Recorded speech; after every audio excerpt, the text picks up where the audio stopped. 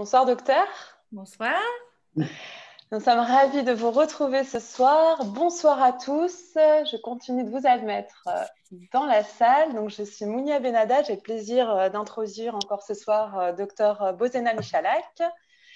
Et je vais vous dire deux mots sur le docteur pour ceux qui ne la connaissent pas encore. Donc, elle est médecin généraliste à Marseille, expert en micronutrition et médecine fonctionnelle, passionnée de nutrition et de médecine fonctionnelle, titulaire d'un DIU diététique alimentation santé, ainsi que d'un DIU alimentation et santé de Dijon.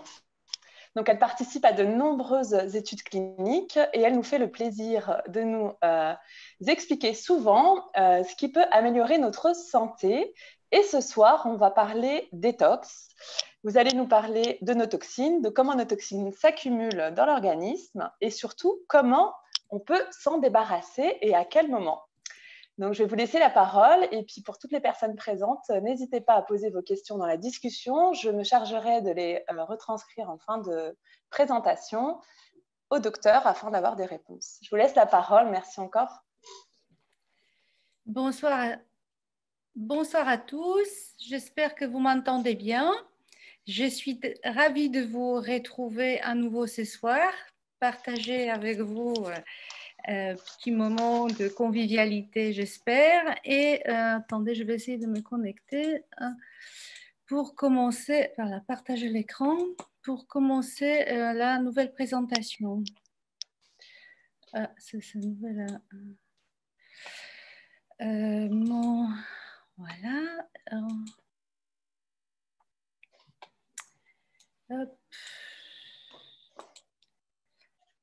Ok, je me mets en petit comme ça, je vois Mounia. Voilà, donc le sujet de ce soir, c'est la détox. C'est un petit peu la saison, donc après l'été, avant l'hiver, on est entre deux saisons et notre corps a besoin d'un petit coup de pouce pour bien fonctionner, pour bien se préparer à l'hiver. La détoxification, ce n'est pas une nécessité à la mode, comme on entend parler pour les bobos. Ça, c'est une clé de voûte pour une meilleure santé. Notre corps travaille non-stop, 365 jours par an, 7 jours sur 7. Il est exposé à énormément de substances étrangères, ainsi qu'à plein de produits de son métabolisme qui ont besoin d'être nettoyer et éliminer de l'organisme. Si ceci ne fonctionne pas correctement, il y a l'encrassage qui se produit qui à terme peut donner des maladies dites d'encrassage qui sont la plaie de notre civilisation. Voilà. Aujourd'hui, nous sommes le 5 novembre. Selon la médecine chinoise, c'est le premier jour de l'hiver.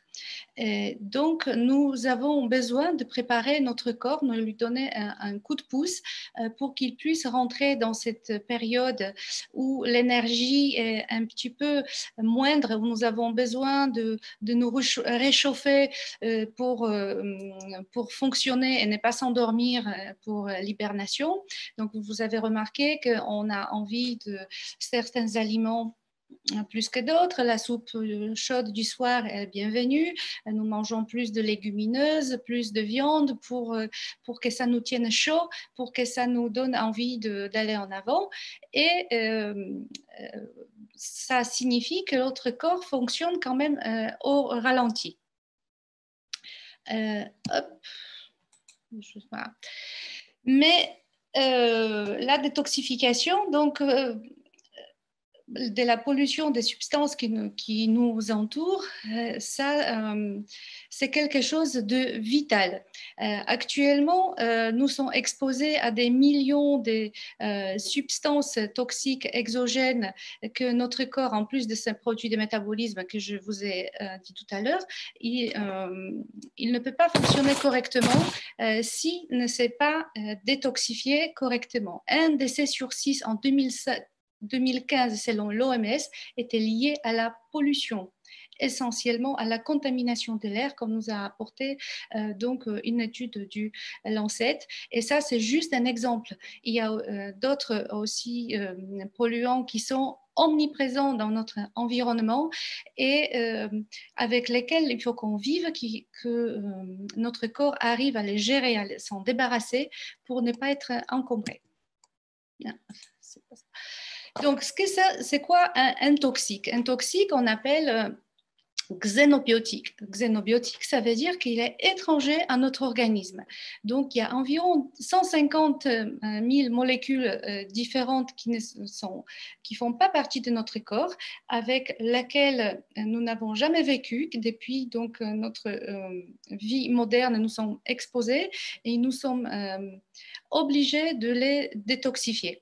Donc, à commencer par les aliments. Ce que nous mangeons, l'eau, par exemple, est polluée. 92% des cours d'eau en France ont été pollués par des perturbateurs endocriniens. Donc, on peut dire quasiment que tout le réseau fluvial français, il est pollué, donc c'est compliqué. Donc déjà, les enfants, dès la naissance, sont exposés au plastique. On peut dire qu'ils sont biberonnés au plastique. Donc ça pose vraiment beaucoup de problèmes pour leur futur développement. Il n'y a pas encore que le plastique. Le plastique, donc ça c'est le bisphénol A ou d'autres polypropylènes qui sont des perturbateurs endocriniens. Donc même si nos enfants sont exposés aujourd'hui, ils arrivent à les détoxifier. On ne sait pas l'effet que leur exposition peut avoir sur les générations futures. Vous avez vu l'exemple des femmes qui ont été exposées à la distilbène. Donc, vous voyez, même les petites filles et l'arrière-petite fille ont encore des problèmes de fertilité sur leurs organes génitaux. Ça, c'était lié à cette exposition 2 générations auparavant. Les ovaires et donc les gènes des femmes ont été exposés et ça a perturbé l'expression de leurs gènes. Les gènes n'ont pas été modifiés, mais leur expression a été modifiée. Ça, c'est l'épigénétique, c'est quelque chose de fondamental. Ça ressort aujourd'hui beaucoup au premier plan. On se rend compte que notre environnement change donc l'expression de nos gènes et donc de notre fonctionnement. Donc là, vous avez un petit aperçu des produits toxiques qui peuvent se trouver donc, dans notre vie quotidienne.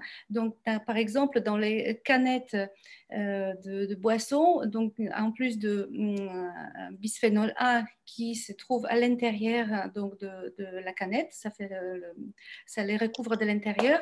Il y a aussi du manganèse, le fluor en grosse quantité dans les dentifrices, c'est un perturbateur endocrinien. Vous avez donc les produits phytosanitaires, vous avez donc les pesticides, par exemple, le Roundup peut provoquer des fausses couches à répétition chez les femmes parce qu'il a une toxicité pour le placenta. On a ici aussi donc les retardataires de flammes sur les vêtements ou sur les meubles qui aussi sont très répandus. Les produits donc, toxiques ou des désinfectants qui sont riches en arsenic, bien que par exemple l'essence aujourd'hui elle est sans plomb, mais elle a du toluène, c'est pas mieux, c'est un perturbateur endocrinien qui peut avoir donc les effets toxiques il s'accumule dans l'organisme et peut provoquer donc les maladies dégénératives. Le plomb dans les peintures et les produits d'entretien, le mercure donc, dans les batteries, dans les piles, puis d'autres différents plastiques que nous pouvons rencontrer. Donc ça, le pauvre chou, Homo toxicus, comme on peut l'appeler, n'aura pas la vie facile. Mais aussi, en plus de cette exposition, il y a aussi les facteurs aggravants. Ça veut dire si nous avons une prédisposition génétique pour détoxifier mal un ou un autre produit, que nous avons des petites faiblesses du fait de notre polymorphisme génétique, pour le peu que nous n'avons pas l'intestin qui fonctionne de façon optimale ou où nous sommes polymédiqués pour des maladies chroniques avec, ça peut aller de 3 à 10 médicaments différents pour certaines personnes. Si en plus nous avons les conduites alimentaires un peu addictives avec alcoolisme chronique ou tabagisme ou même excès de sucre qui conduit donc à l'obésité, tous ces facteurs, ça fait un cocktail explosif qui nous rend vraiment vulnérables et met en danger vraiment notre survie en bonne santé. Tous ces xénobiotiques, donc les substances étrangères, ont différents effets sur notre organisme. Ils simule donc l'action de nos hormones. Donc, par exemple, les estrogènes, comme on les appelle, donc les perturbateurs endocriniens, ça c'est une grande famille pleine de substances, donc en allant des parabènes, des cosmétiques, de toluènes ou par exemple, qu'est-ce qu'on pourrait dire d'autre comme ou les pesticides aussi qui donc ont une action perturbatrice hormonale, donc estrogène chez l'homme et également chez la femme. Chez l'homme, donc ça peut donner des perturbations hormonales, surtout sur la prostate. Hein. Ensuite, donc, perturbation métabolique, ça se fixe sur les hormones, ça perturbe le fonctionnement des hormones de fin satiété et crée une inflammation chronique qui favorise la prise de masse grasse. Les métaux lourds, ça c'est aussi grand pourvoyeur de maladies dégénératives. Maintenant, les liens sont clairement établis dans l'autisme chez l'enfant, la maladie d'Alzheimer avec aluminium. Donc ça, ce sont des exemples les plus flagrants. Il y a aussi maladie d'Alzheimer. Et par le biais de l'inflammation que toutes ces toxines provoquent, ça conduit donc vers évidemment augmentation des cancers qui simplement, si on n'était pas exposé à ces polluants, ça, on pourrait en échapper. Donc, en plus de tout ça qui nous tombe dessus de l'extérieur, le corps fonctionne normalement et il produit les déchets qui ont besoin d'être évacués de l'organisme. Donc ça, ce sont les produits du métabolisme normal. Donc les protéines, une fois ils ont rempli leur fonction, elles sont démontées, ils sont évacués de l'organisme sous forme de urée ou créatinine. Ensuite, toutes les hormones, pareil, une fois elles ont rempli leur fonction, sont démantelées et détoxifiées, éliminées de l'organisme. Ensuite, les globules rouges, pareil, une fois elles ont fini leur vie, qui est environ 220 jours, sont découpées en petits morceaux et l'hémoglobine est éliminée de l'organisme sous forme de bilirubine qui donne la coloration jaune à nos selles et jaune à l'urine et donne couleur foncée aux selles. Il ne faut pas oublier non plus l'intestin qui est aussi exposé à toutes les toxines que nous ingurgitons et notre microbiote produit aussi des toxines, elle produit de leur métabolisme qui sont assimilées par la muqueuse intestinale, ils sont évacués de l'organisme par les urines. Il y a aussi donc des métabolites des champignons ou d'autres parasites que nous hébergeons dans l'intestin, souvent à notre insu. Si nous prenons un traitement quelconque, par exemple, pour nettoyer notre intestin des parasites, des bactéries ou des champignons, certes, ça provoque la mort de ces parasites, de ces pathogènes, mais comme ils nous détoxifient quelque part de tous les polluants que nous prenons, ils explosent dans notre intestin, donc il y a encore une plus grande quantité qui se retrouve d'un coup être assimilée par le corps et nous pouvons nous retrouver dans l'état d'une intoxication aiguë tout simplement parce que nous avons pris le sirop pour se débarrasser des parasites de l'intestin. Voilà, donc tout ça, il faut avoir en tête que que notre organisme a besoin de fonctionner de façon fluide pour que ça ne s'encrasse pas dans l'organisme parce que notre vie en bonne santé sera évidemment donc raccourcie et beaucoup moins de bonne qualité. Donc là, en résumé, donc je voudrais vous montrer que effectivement les facteurs aggravants, donc c'est l'intestin enflammé, poreux, laisse encore passer plus de toxines que nous ingérons, ne fait plus sa fonction de barrière. L'alimentation, si elle n'est pas de bonne qualité, par exemple trop d'acides gras trans, alcool, mauvaise graisse ou ce sont des colorants ou des stabilisants additifs, différents additifs alimentaires, ils sont tous absorbés dans l'organisme et ils causent différents de dommages. Tous les agents conservateurs, tous les médicaments, ce sont des toxines, il ne faut pas oublier. Il ne faut pas, donc, ces polymédiqués, en prendre le moins possible. Tous les solvants organiques, tabac, pollution, encore une fois, ça, c'est la pollution de l'air que nous inhalons, toutes les endotoxines, les hormones, par exemple, la pilule. Ça, c'est pareil, une exposition chronique à la pilule demande à l'organisme grande fonction de nettoyage et une efficacité de processus de détoxification. Et bon, évidemment, les pesticides ambiants, même si nous ne sommes pas tous agriculteurs qui pulvérisons ça dans les champs ou sur des cultures, nous consommons quand même des fruits et légumes qui ont subi de nombreux traitements avant la récolte des fruits, mais même pendant la conservation, ce n'est pas encore gagné, ils sont encore soumis à des traitements. Voilà. Non, c'est pas ça. Attendez, je me suis perdue.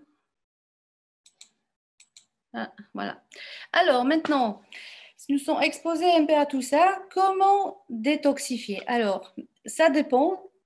Donc, toutes les toxines qui arrivent dans l'organisme, donc par voie aérienne, donc par les poumons, où ils sont même absorbés par la peau. Il s'agit principalement des cosmétiques, surtout si elles contiennent des parabènes. Même le bisphénol qui est contenu sur le papier de ticket de caisse, ça c'est du bisphénol. Que chaque fois nous touchons des petits tickets de caisse, il y a une petite partie infime de ces bisphénols qui est absorbée par la peau. Et ça pourrait avoir donc les répercussions. Donc ça, c'est un perturbateur endocrinien. On ne connaît pas vraiment les effets à long terme. Et évidemment, toutes les toxines qui pénètrent dans notre corps par l'intestin. Alors, la plaque tournante de détoxification en tout genre, c'est le foie. C'est vraiment l'organe le plus complexe de l'organisme. Sa fonction va dès la régulation de la glycémie, métabolisme du sucre, par synthèse de de milliers d'enzymes qui font fonctionner le corps, jusqu'à la fonction de détoxification. Elle sécrète également de la bile. Donc, une fois le foie a réussi à métaboliser et détoxifier toutes les substances, elles sont ensuite éliminées de l'organisme par ce qu'on appelle les émontoires. Donc ici, on a la peau, les reins, l'intestin et les poumons. Donc, ce sont les 4 émontoires principaux par lesquels donc, on détoxifie les déchets de l'organisme. Les déchets, une fois ils sont partis du foie, ils sortent donc, soit par la bile, soit avec le sang, ou ils sont avec la bile, donc ils sont éliminés de l'intestin, et par le sang, ils vont donc dans la peau, les reins et les poumons. Donc les reins, ça c'est les urines qui évacuent à l'extérieur du corps tous les déchets. Maintenant, si ces déchets ne sont pas éliminés de l'organisme, ils s'accumulent dans les tissus. Donc si le foie n'a pas réussi à détoxifier, est stocké sous le lieu de stockage de prédilection des toxines, ce qu'on appelle l'hypophyse, c'est la masse grasse. Donc ça, c'est un énorme réservoir de toxines. C'est pour ça, à chaque régime amaigrissant, si nous perdons du poids, on perd de la masse grasse, mais il y a également un énorme relargage des toxines accumulées pendant longtemps, aussi des métaux lourds. Ensuite, on peut aussi stocker dans les articulations et donc dans le cerveau. Hein, ça, c'est la masse grasse, mais et ça provoque donc les maladies neurodégénératives. Ouais. Donc, il faut savoir qu'il y a deux phases de détoxification hépatique principales. Donc, les molécules qui arrivent dans le foie, elles ne sont pas hydrosolubles, elles sont lipophiles. Ça veut dire qu'elles sont hydrophobes. Donc, on a besoin, pour les détoxifier, les rendre solubles dans l'eau. Autrement, c'est des solutions huileuses, on ne peut pas les éliminer de l'organisme. Donc, première phase, c'est la phase de fonctionnalisation pour qu'elles puissent être solubles dans l'eau. Et la deuxième phase, c'est la phase de conjugaison avec des substances chimiques, des transporteurs qui les font éliminer par le montoir de prédilection. Elles sont à la sortie donc hydrosolubles qui rendent leur élimination facilitée. Bon, on va voir un peu de plus près toutes ces phases de détoxification parce que c'est important à savoir comment ça fonctionne. Donc, molécules hydrosolubles, liposolubles passent la phase 1 dans le foie, donc ça se passe dans les cytochromes.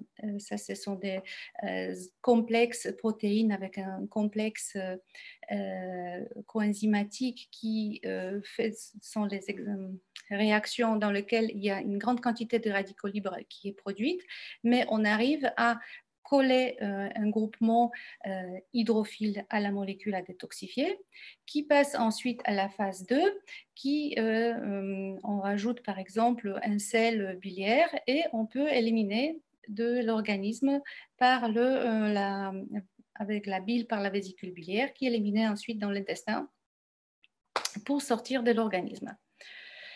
Et il y a aussi une troisième phase. Une fois les toxines ont quitté le foie, sont évacuées donc de l'organisme, donc par l'intestin. Ici, le rôle du foie, du rôle du microbiote est primordial, puisque si nous n'avons pas les bactéries dans l'intestin optimal, par exemple, ça pose un problème pour élimination des substances avec des sels biliaires. Les sels biliaires, à ce moment-là, elles sont déconjuguées et les toxines sont réassimilées dans l'organisme et le cercle vicieux continue, on n'arrive pas à détoxifier. Les reins aussi donc, fonctionnent comme un moulin, ont besoin de beaucoup d'eau pour évacuer toutes les toxines de l'organisme. Et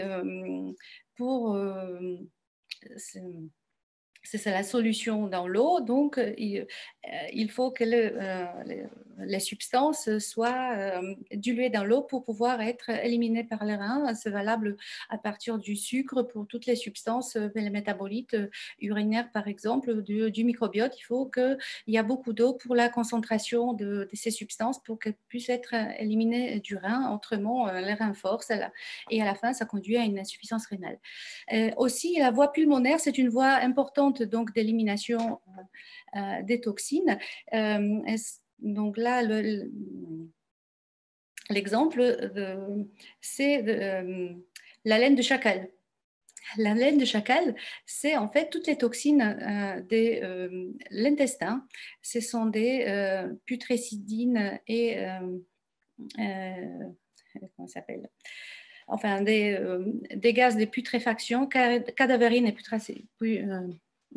putracétine, qui sont donc par l'intestin poreux, passent donc dans la circulation sanguine et elles sont en même temps que le CO2 éliminées par le poumon, ce qui donne une haleine putride. Aussi, dans cette voie, il y a Il ne faut pas oublier les patients qui sont tabagiques. Avec une bouffée donc simplement de cigarettes, ils génèrent à peu près 1 million, 2 milliards de radicaux libres que le poumon, que les cellules du poumon, il faut qu'elles fassent face pour pouvoir le détoxifier et ne pas créer d'inflammation chronique qui pourrait conduire à la carcérisation. La peau également, c'est une voie de détoxification importante. Ici, donc, il y a la peau qui desquame avec les toxines qui sont éliminées, mais également les métaux lourds, c'est dans les cheveux qu'on les élimine. Par exemple, l'intoxication à l'arsenic, vous savez, on peut faire un examen de cheveux pour savoir si la personne a été intoxiquée aux métaux lourds. Donc, n'oubliez pas de boire. Alors, je voudrais zoomer ici sur métabolisme de quelques produits. Donc, on va commencer par le paracétamol, donc le fameux Doliprane, qui est actuellement à la mode. Donc, il a un nom, l'acétoaminphène, le plus prescrit en France. Vous savez pourquoi il y a 8 comprimés simplement dans une boîte de Doliprane qui correspond à 8 grammes la dose totale? Parce qu'il est un des médicaments les plus toxiques. Si avec 10 grammes de paracétamol consommé à une fois, il y a une nécrose aiguë des cellules hépatiques et en 3 jours, le foie explose et on peut mourir. D'accord? Donc, ce n'est pas un bonbon, il faut vraiment le consommer avec modération. Si en plus nous avons d'autres médicaments, ça fait un cocktail explosif pour lequel notre foie vraiment a du mal à faire face. Donc, comment il est éliminé de l'organisme, ce petit paracétamol, si nous le prenons évidemment avec les précautions et sans dépasser les doses autorisées? Donc, il y a deux voies d'élimination. Du paracétamol, donc avec les urines, les glucuronates et des sulfates, 60-80, c'est la voie de prédilection. C'est la voie de glucoroconjugaison, c'est avec acide glucuronique et ça, c'est une voie bénigne, il ne pose pas de problème. Si la dose de paracétamol administrée ou consommée donc, est dépassée, il y a une troisième voie qui est voie de secours qui se met en place, qui se déroule sur les cytochromes, donc les fameuses protéines qui rendent les ces produits donc, hydrosolubles. C'est la voie de la toxicité. Et cet métabolisme par cytochrome conduit à un intermédiaire hautement toxique. Donc, s'il se lie avec des protéines du foie, des cellules hépatiques, conduit directement à la nécrose des cellules hépatiques. Donc, si vous imaginez, si dans chaque cellule, il y a cette substance par surdosage est produite, donc c'est nécrose du foie et c'est la mort assurée. Ou si on arrive à avoir de la chance, c'est la greffe du foie. Et, pour détoxifier cette substance, on a quand même un antidote. Un antidote, c'est le glutathion. C'est notre ami de détoxification. Il se trouve dans toutes les cellules où il y a les processus de détoxification, où se trouvent des cytochromes, où il y a les radicaux libres qui se forment. Ces glutathions, c'est produit miracle. Donc, on a besoin d'avoir un taux de glutathion suffisant pour justement détoxifier. C'est le bouclier anti-radicaux libres de l'organisme. Donc, ici, glutathion transférase transforme ce intermédiaire hautement toxique dans un acide mercapturique qui, lui, il est neutre, il n'est pas méchant et il est éliminé avec les urines sans problème. N-acétylcystéine, donc ça c'est du flumucil ou Exomuc, donc qui augmente la concentration du glutathion dans le sang, dans les cellules. Ensuite, les estrogènes, ça c'est important à savoir comment elles sont détoxifiées parce que nous sommes quasiment tous exposés à des estrogènes, pas seulement les femmes. mais également les hommes, surtout en surpoids. Le tissu adipeux, ça c'est une hormone à part entière qui synthétise donc les estrogènes. Ce n'est pas la testostérone, mais c'est des estrogènes qui pourraient être aussi dédommageables et perturber le fonctionnement donc, de l'organisme. Si les estrogènes ne sont pas bien détoxifiés, c'est cancérigène. Donc, il y a deux voies principales de détoxification de l'estrogène. Donc, toujours sur le même principe, hein, la phase 1, la phase 2. Donc, la phase 1, donc on rend la molécule lipophile d'estrogène, qui c'est une hormone lipophile. La voie de 2 hydroxylases ou de 4 ou 16 hydroxylases, donc fait de hydroxyestrogènes, des métabolites intermédiaires, qui pour certains sont très toxiques. Donc, ceux qui sont la voie toxique et pas gentille pour l'organisme, elle est marquée en rouge. Et la voie de détoxification, comme on dit, de 2OH, c'est une voie amie, elle est gentille, donc ça se passe sur pas les mêmes cytochromes, et donc nous donne des intermédiaires qui sont protecteurs pour l'organisme pour éviter justement l'exposition des seins à ces métabolites toxiques. Et ensuite, il y a deuxième phase, c'est la phase de méthylation. Où il y a la méthylation, méthylestrone, les dérivés méthylés, qui sont pareils, sous forme neutre, éliminés de l'organisme par les urines. D'ailleurs, donc ça, ce sont des dosages qu'on peut faire dans les urines pour vérifier donc, le bon déroulement du métabolisme des estrogènes. Donc, la voie de 4 OH ou 16 OH est hautement toxique. Donc, même les intermédiaires de première phase sont toxiques et leurs métabolites définitifs sont toxiques. Heureusement, la nature a prévu que la voie favorable de 2OH est la voie principale de détoxification de l'estradiol. Les voies toxiques sont seulement à 20%. Mais là aussi, il y a encore comment dire, notre prédisposition génétique fait qu'il y a des faiblesses sur ces phases de transformation qui fait que nous pouvons ne pas bien métaboliser ces estrogènes. Et le métabolisme de l'alcool, le fléau de la société. Donc l'alcool, éthanol. Normalement, pour la première phase de détoxification hépatique, il y a une enzyme qui s'appelle alcool déshydrogénase. Ça veut dire qu'on enlève l'oxygène et on fait un intermédiaire hydrosoluble acétylaldéhyde qui, en deuxième phase, il est transformé par une enzyme en acétate qui est normalement éliminée de l'organisme.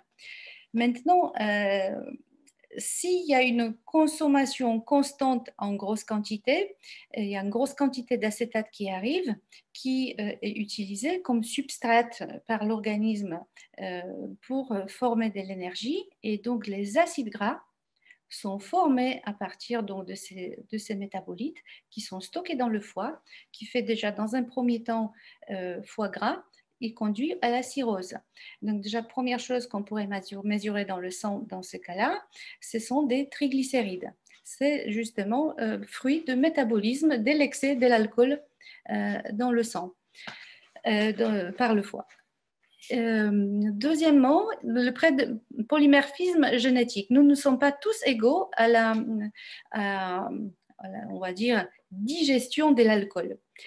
Par exemple, les Asiates, chez eux, l'enzyme de la deuxième phase, il est déficient. Ça veut dire que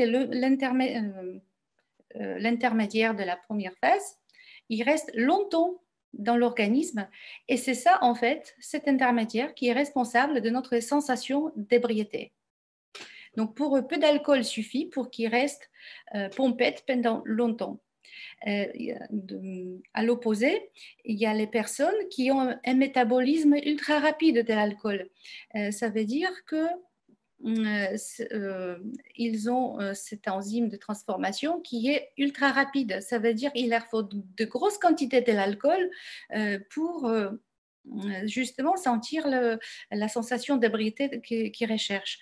Et c'est ceux-là qui feront une cirrhose parce qu'ils auront donc une grosse quantité de métabolite final qui va arriver, qui va être métabolisé par le foie, transformé en graisse et le foie va subir les conséquences. Voilà.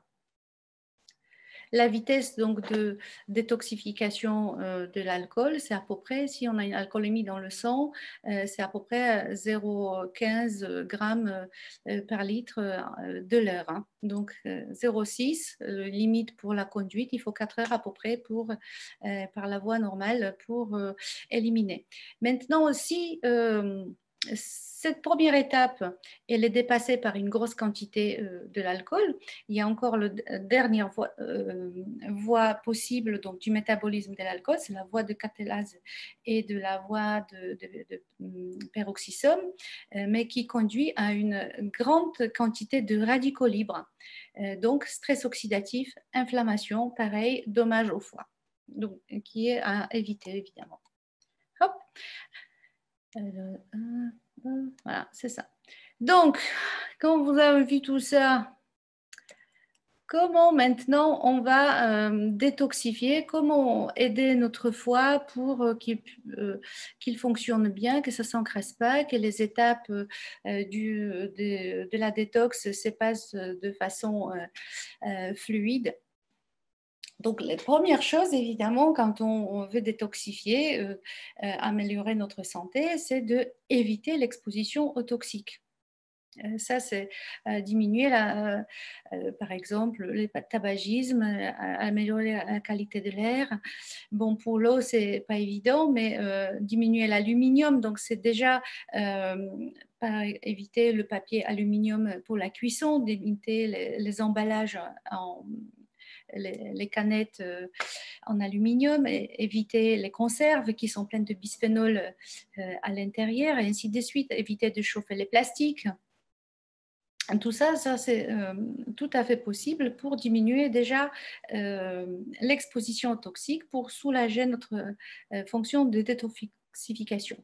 Mais bon, l'exposition, c'est l'exposition, mais le tout, c'est de savoir bien détoxifier dedans. Donc, comment soutenir la fonction du foie pour qu'il puisse fonctionner, faire ces deux phases de détoxification. Et ensuite, les toxines qui sont stockées, par exemple, dans le tissu gras, dans le cerveau, dans les articulations, il faut les mobiliser, faire venir vers le foie pour qu'il puisse les détoxifier de façon plus efficace. Et ensuite, les faire, avec la circulation du sang, les faire donc dispatcher dans l'organisme vers les émonctoires pour qu'ils puissent être éliminés de l'organisme. Donc ici, nous vient au secours, par exemple, bonne circulation sanguine bien entretenue par l'activité physique et la bonne respiration pour bien évacuer toutes ces gaz métaboliques, celles qui peuvent être éliminées, et donc soutenir bien la fonction rénale avec une bonne hydratation. Sommeil réparateur, évidemment, n'est pas du luxe, ça c'est une nécessité puisque notre foie se détoxifie surtout la nuit. C'est la nuit que le foie fait le ménage. Quand nous dormons, il se dégorge de tout ce que nous lui avons fait apporter dans la journée pour qu'au petit matin, il puisse être en pleine forme. Donc, après un repas gras ou copieux ou pas très équilibré ou plein d'alcool, le réveil à 3 heures du matin, donc ça c'est les signes que notre foie déborde et qu'il faut écouter son organisme à ce moment-là, ralentir un petit peu la consommation tard le soir de produits difficiles à digérer. Donc, pour diminuer l'exposition aux toxiques, Donc là, je vous ai déjà dit, donc moins fumer, l'exposition donc au gaz d'échappement, la pollution atmosphérique, les usines industrielles, donc ça c'est pas le top non plus. Déjà dans l'eau, l'eau de source c'est mieux que l'eau industrielle, même chlore contenu dans l'eau du robinet, c'est un toxique et diminue la quantité du glutathion hein, dans les cellules de l'intestin. Donc, si, dans la mesure du possible, avoir l'eau de bonne qualité, pas trop chlorée. Si on veut diminuer la charge toxique des fruits et légumes, il faudrait bien les faire tremper dans l'eau pendant 30 minutes. Il y a aussi une bonne astuce, comme les toxiques pesticides sont souvent lipophiles. Donc, moi, souvent, je conseille à mes patients de laver les fruits et légumes en 2 fois. Première fois, prendre sur un sopalin un peu d'huile d'olive ou quelconque huile de cuisine, laver le fruit avec et laver au robinet avec un peu de liquide vaisselle 2 fois pour enlever tous les résidus donc, de graisse dans lesquels vont se diluer les toxiques. Et ainsi, comme ça, vous pouvez manger la pomme avec sa peau ensuite sans problème pour ça en avoir une grande charge de toxiques. On n'en a pas parlé encore des rayonnements électromagnétiques que sont notre quotidien, en plus donc avec le Wi-Fi, Bluetooth, la 5G qui arrive à grands pas. Toutes ces expositions électromagnétiques perturbent également notre fonctionnement de l'organisme, en particulier notre horloge interne, et dérèglent le système hormonal et le système immunitaire. On en a parlé déjà la dernière fois. Les précurseurs hormonaux, donc là les plastiques, je vous ai déjà dit, les tupperwares chauffés, ça n'existe pas. Ça, donc il faut, voilà, l'eau en bouteille, il vaut mieux éviter, il vaut mieux prendre les bouteilles en verre.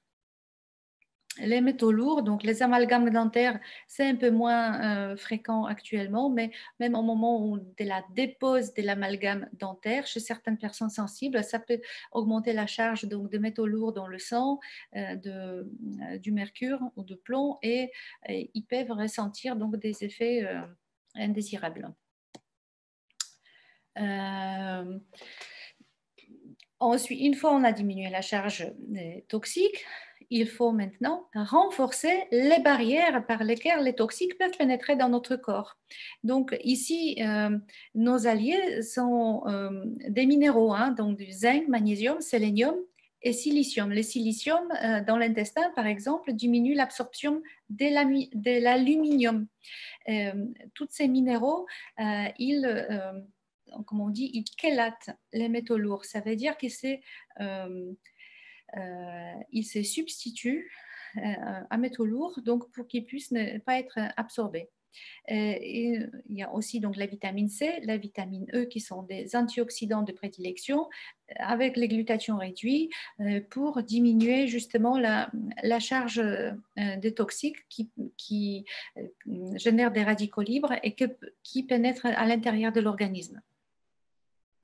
Les fibres prébiotiques aussi, ils ont leur rôle à jouer puisqu'ils nourrissent des bonnes bactéries intestinales qui font barrière et augmentent le péristaltisme de l'intestin pour diminuer le temps de contact des toxiques avec la muqueuse pour diminuer donc leur absorption. Voilà. Alors, à chaque phase de détoxification hépatique, il y a certaines vitamines ou certains polyphénols antioxydants qui jouent leur rôle pour protéger des effets néfastes, pour éviter que le foie soit débordé par cette fonction de détoxification qu'il produit sans cesse.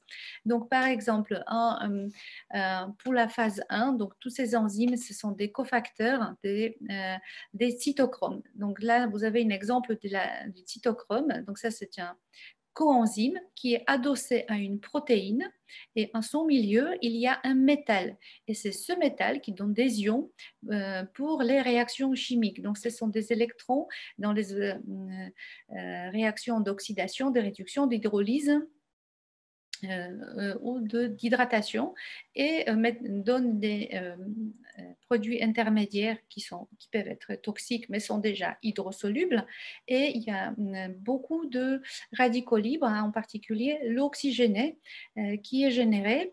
Et si nous n'avons pas d'antioxydants qui viennent derrière faire barrage et faire donc le bouclier de protection, absorber tous ces radicaux libres. Donc, ça évite les dommages collatéraux au tissu, donc par le stress oxydant. Voilà, ça c'est radicaux libres qui sont générés pendant ces réactions sur les cytochromes en première phase de détoxification. Ça s'appelle le stress oxydant. Et donc là, on a des antioxydants qui viennent donc l'éponger, tous ces radicaux libres. Et on retrouve en plus des vitamines A, vitamine C, vitamine E, sélénium, cuivre, zinc, manganèse. Mais aussi, nous avons les épices, nous avons l'ail, l'oignon avec la quercétine. Il y a donc tous les flavonoïdes et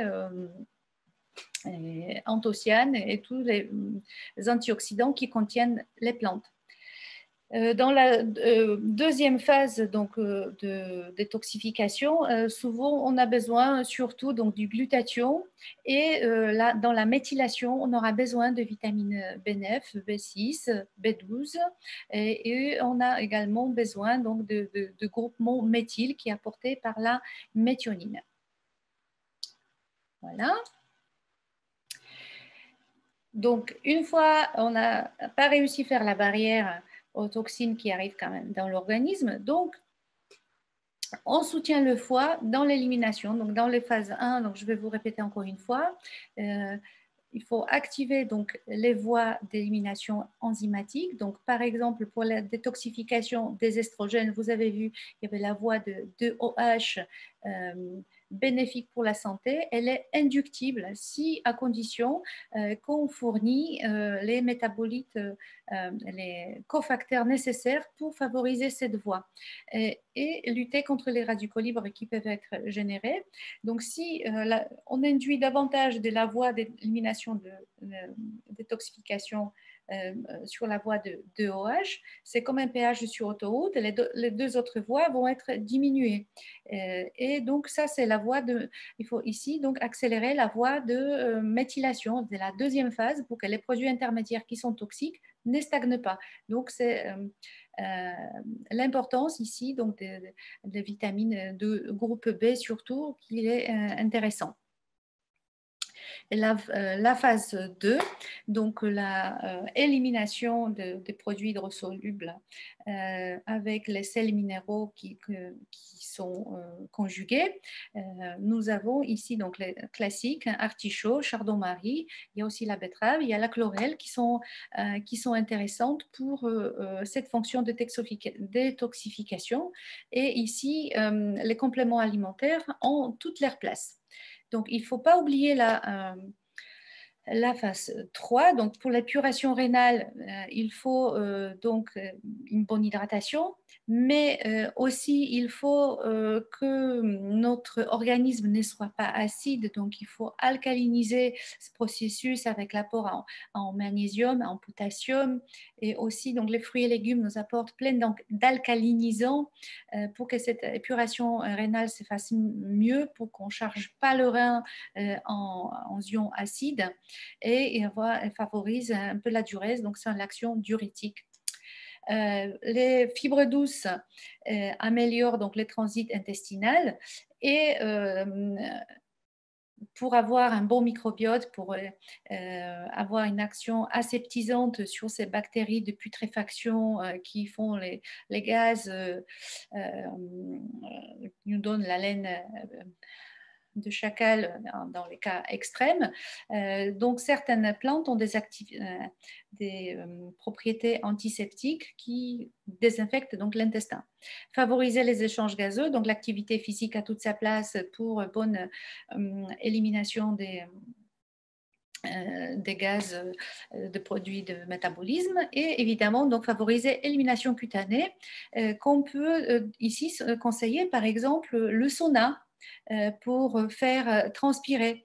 Je ne vous ai pas dit tout à l'heure, mais donc il y a les cheveux dans lesquels il y a l'arsenic qui est stocké, mais aussi par la peau, par les glandes sébacées, on élimine toutes les toxines donc lipophiles qui n'ont pas été transformées par le foie.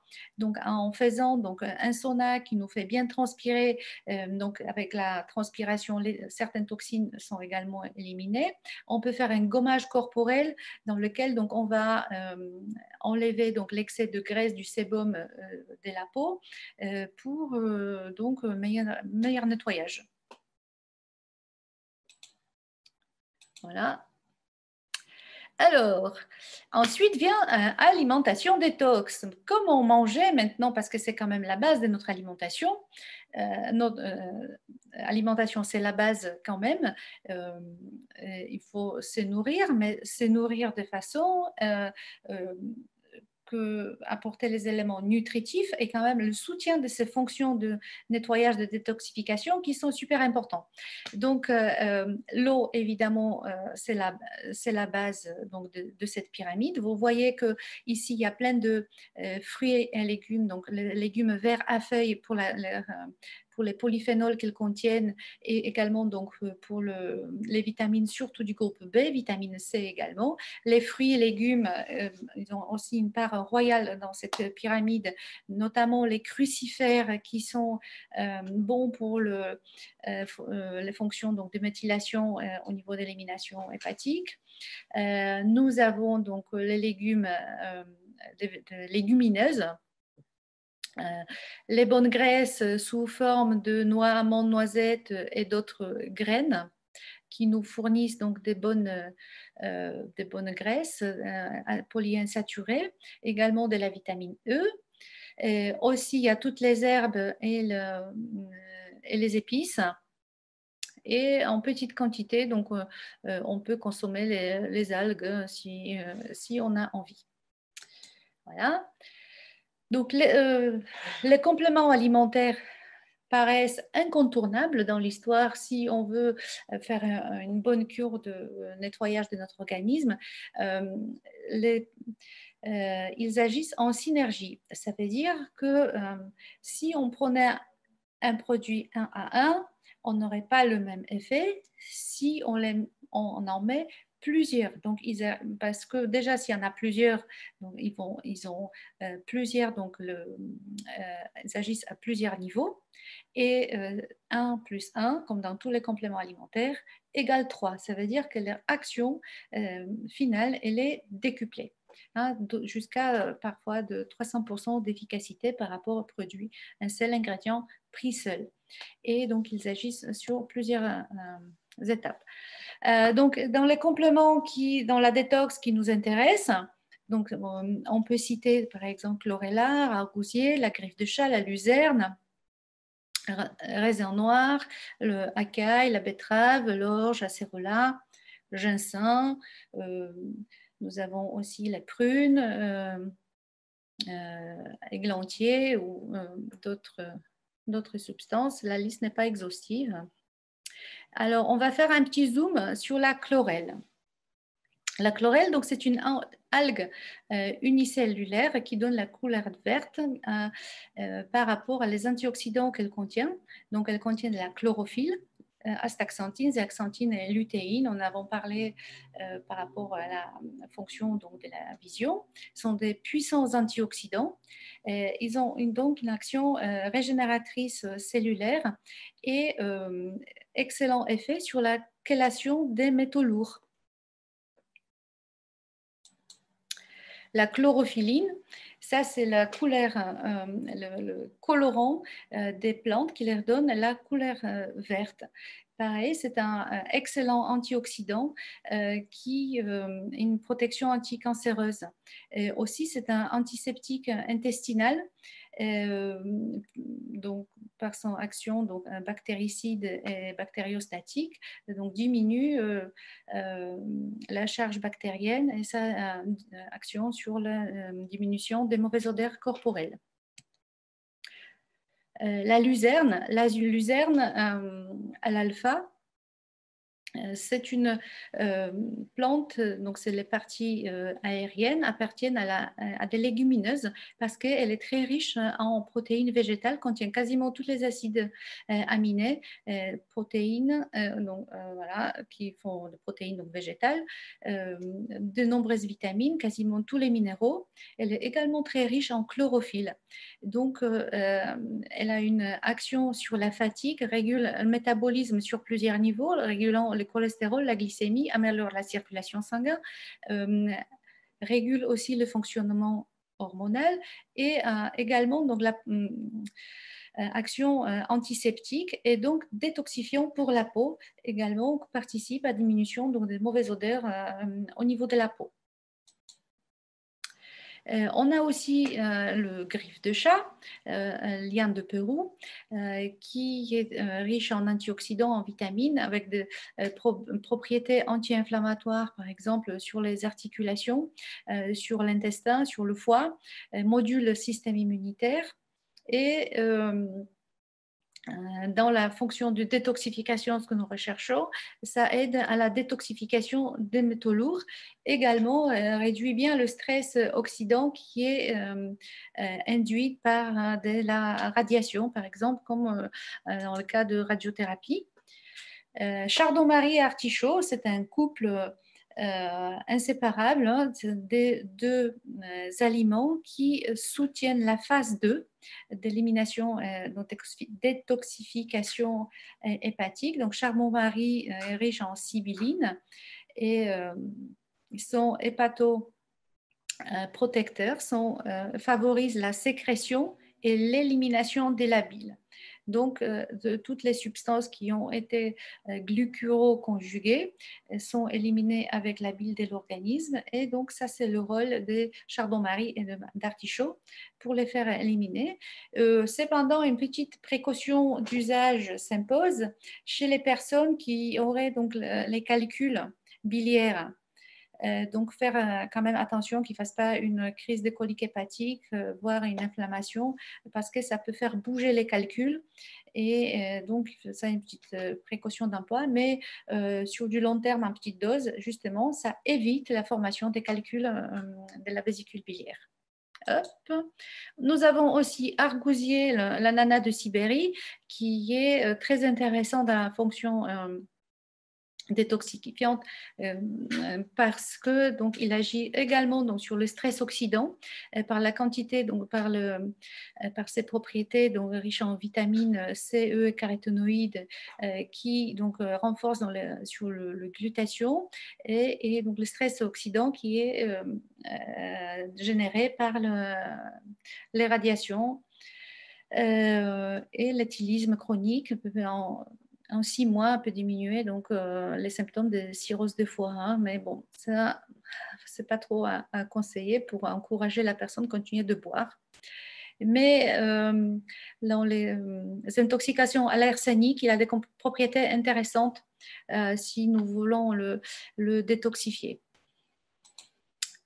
La betterave, c'est la star. Parce que c'est un tubercule dont on parle peut-être pas toujours, on oublie, mais elle a énormément de propriétés intéressantes, à commencer par donc la propriété alcalinisante, pour favoriser donc l'élimination des toxines des tissus, élimination rénale. Elle a une action qui est très favorable sur le système circulatoire, améliore la qualité des vaisseaux sanguins, comme elle est source de NO, c'est le hypoxyde d'azote.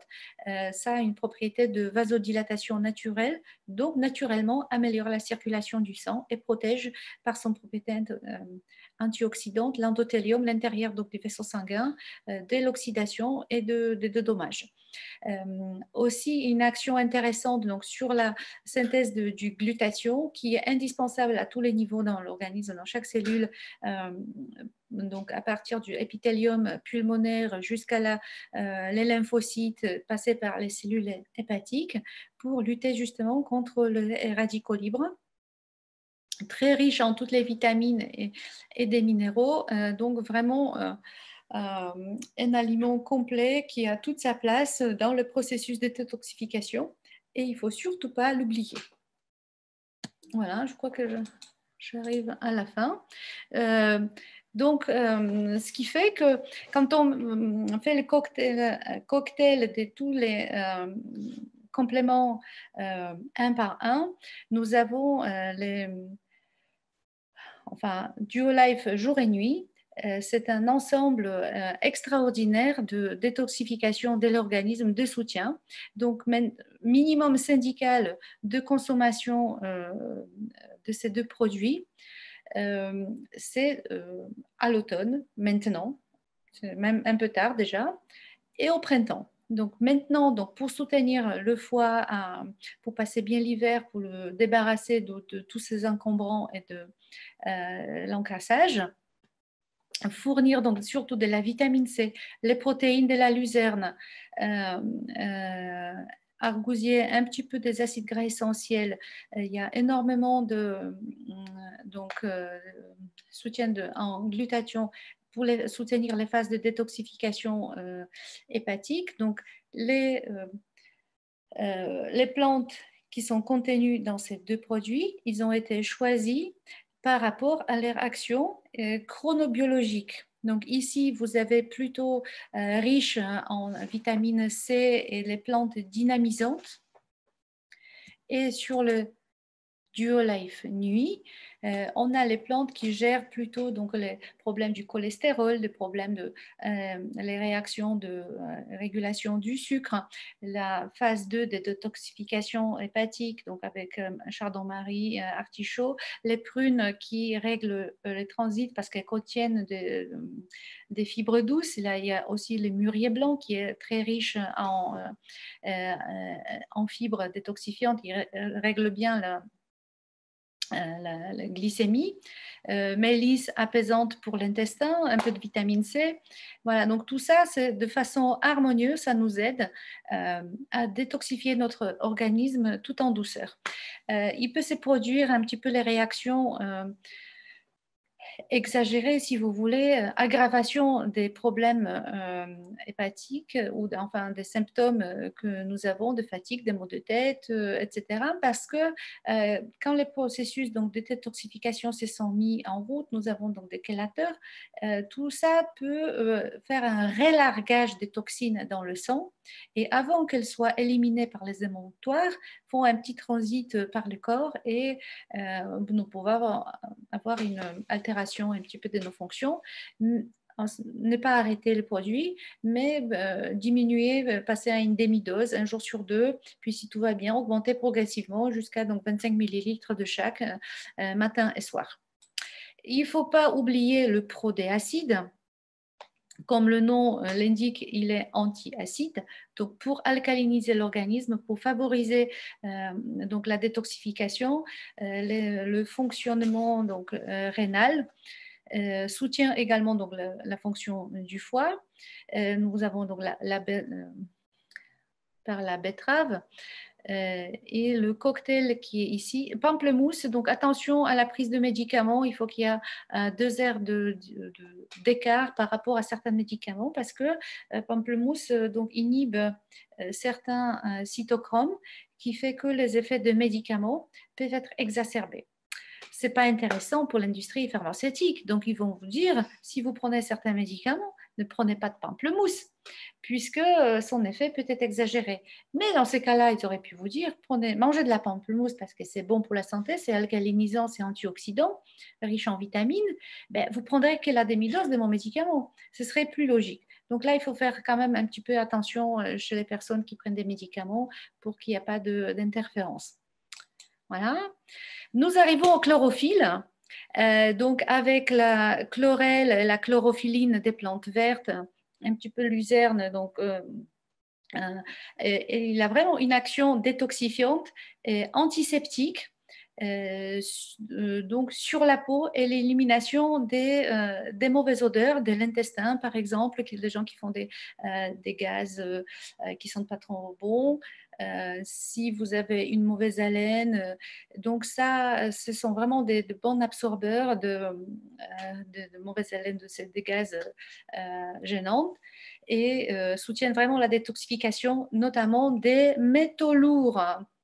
Et il y a très intéressant aussi, pour la détoxification par la peau, il y a la chlorophylle. Il ne faut pas oublier de donc, faire une séance de sauna, par exemple, pour bien transpirer, pour éliminer avec la sueur un maximum de toxines, et ensuite faire un peeling à la chlorophylle. Ça peut être très intéressant pour donc aider la peau à bien se nettoyer. C'est un effet régénérant et apaisant s'il y a des irritations qui sont dues justement à l'accumulation des toxines dans la peau. Et voilà, je crois que j'ai fini. Voilà, merci.